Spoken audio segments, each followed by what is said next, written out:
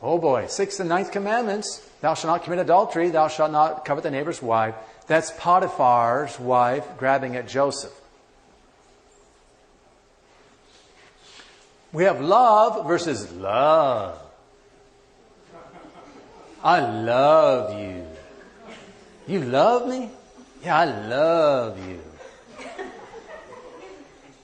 Love wants what is best for the loved one. Love makes sacrifices. Paul says, St. Paul, love is the bond of perfection.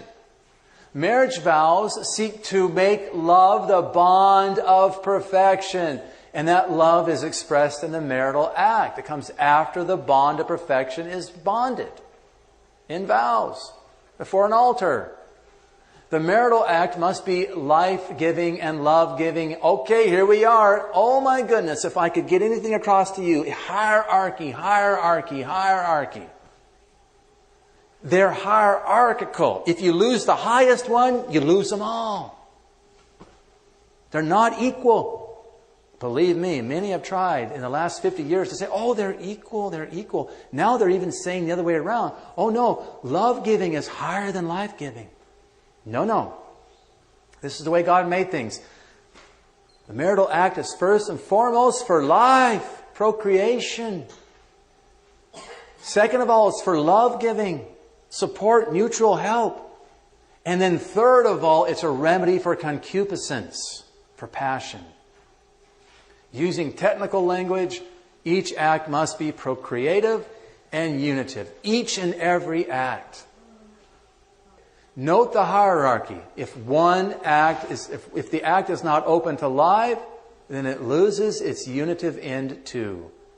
It's not unitive. It'll turn into love. Love. I love what you can do for me. I love how you make me feel. Love seeks what brings pleasure to self, often regardless of the marriage bond or the hierarchy of goods. As long as I can get what I want and be fulfilled in my passions. Failures to love. Well, impurity with self. That is not life-giving and it's not love-giving. It's gravely sinful. That's pure lust. That's just love.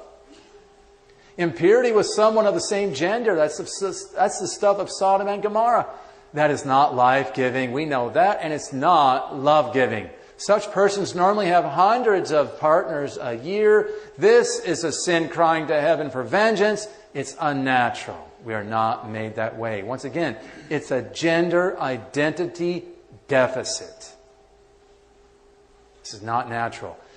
Third of all, impurity with someone of the opposite sex. In other words, it's natural at least. Even if it's aimed at toward being life-giving. Well, we love each other. We're going to have children. We're having them now. And it's love-giving. We're open to that. We want to be life-giving and love-giving. The true sign of this is willingness to wait for the bond of perfect marriage. Perfect bond of love in marriage. Thus, all extramarital acts will end up being sinful. Even if they're trying to be good, they will fall into love. Because God is not behind them. It takes 3 to get married. God and mom and dad. Husband and wife. You want to kick God out? You're in trouble. Bodies as amusement parks. This commandment admits of no light matter. Because it's all about life-giving. So if it touches on life, then there's nothing light about it. It's mortal sin stuff. We talked about that last time. Now, if one deliberately takes delight in impure thoughts, images, or actions without any effort to fight them, he commits a mortal sin. So if you're deliberately seeking these things out and giving into them, that would be a mortal sin. If you're fighting them and I don't want that, get away, but you give in a little, that could be venial sin. Never let pleasure be your guide. When pleasure is your guide, love is your guide, you're in trouble. Now, many today just play house using their bodies for recreational purposes without responsibility. Now, this requires contraception, right? Plan A. And if that doesn't work, well, then there's Plan B, abortion, or permanent contraception, sterilization. These are all practices that unhinge the marital act from the safety of the vows which protect the children, the couples themselves, and society from grave harm. Marriage is a societal thing. It's a public act. We have a right to say what goes on in marriage to certain levels, to certain degrees. It's not a private thing. It affects all of mankind. Promiscuity and disease. This behavior opens the field for promiscuity and diseases.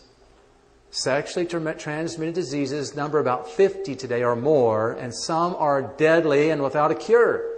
In the old days, there were only 2 or 3. You get a shot and it's over with. By the way, one of those you can get a shot for today is no longer responding to the shot. It's become so virulent that they can't kill it, and it's spreading. Every day, 32,000 people get one of these, and 2/3 of them are between the ages of 15 and 23. What a great way to start your life. Is this what we want for our children?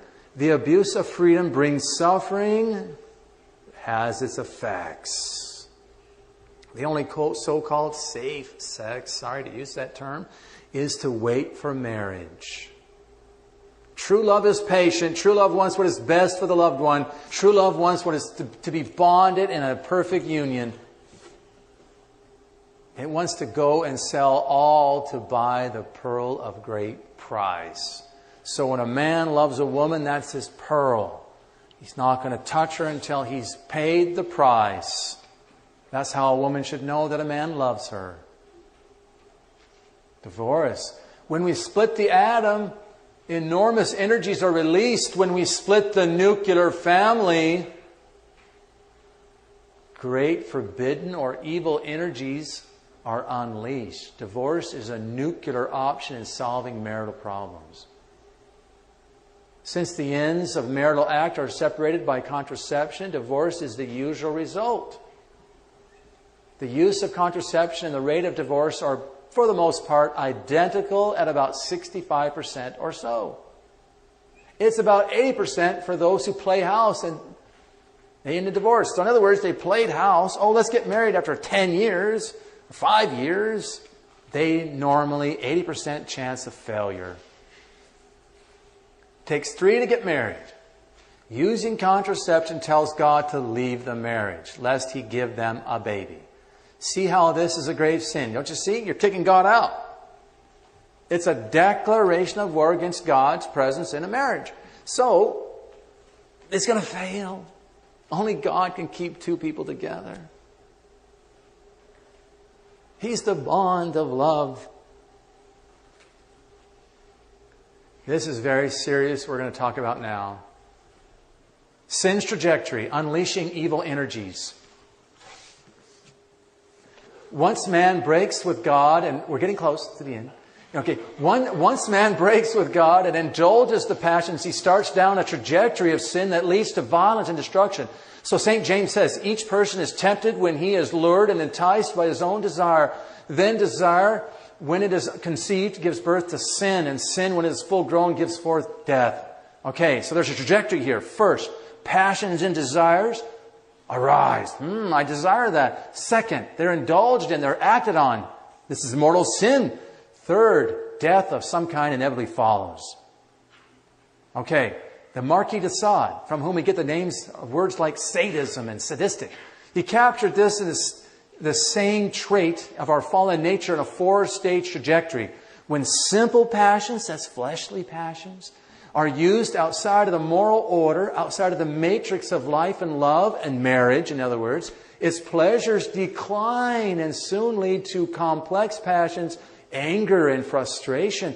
And then this can lead to criminal passions, acts of violence, and finally to murderous passions. This trajectory is obvious in the Genesis story of Sodom and Gomorrah, as well as the story of David and Bathsheba. They both ended in murder and death. Okay, now modern movies, especially in the category of horror, show this trajectory. In almost every movie, horror movie, it seems that there are various scenes showing violence of 6th and 9th commandment, or violations of the 6th and 9th commandments. So there's fleshly things going on, followed up by frightening and disgusting violations of the 5th commandment. Don't you get it? Even those in Hollywood know this trajectory. They ought to know it's from the Marquis de Sade. And they're showing you in an artistic fashion, this is how it is. We've unleashed monsters in your society. Hardened criminals, mass murderers, and concentration camp leaders and torturers, historically been proven to be true, were first desensitized to various violations of the 6th commandment, starting with self-abuse. They had to abuse themselves before they could abuse others. How are we going to fight this? Modesty.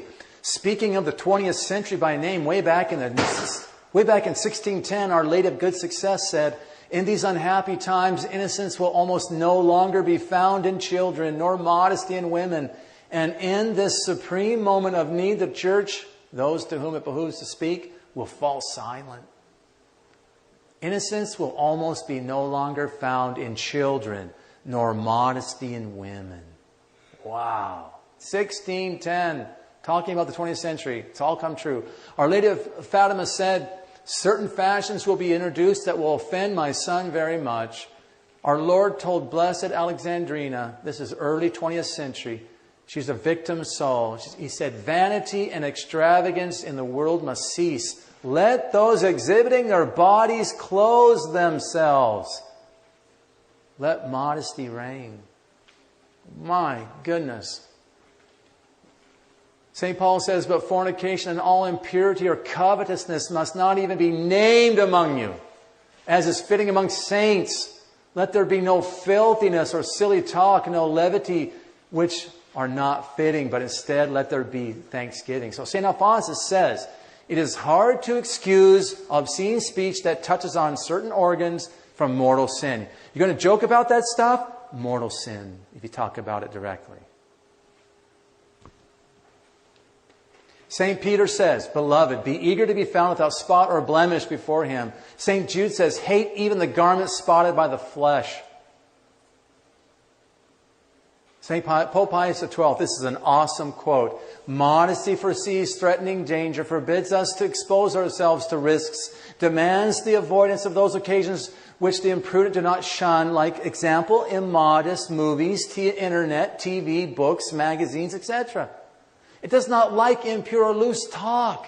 It shrinks from the slightest immodesty. Even one scene in a movie is too much. Even one commercial. This is not of God. Click!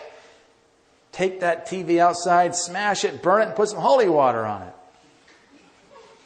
It carefully avoids suspect familiarity with persons of the other sex. Here it is. This is great. He who possesses the treasure of Christian modesty abominates every sin of impurity and instantly flees whenever he is tempted by its seductions. Think of Joseph against Potiphar's wife. He fled. He ran. I'm getting out of here. And he became a great man.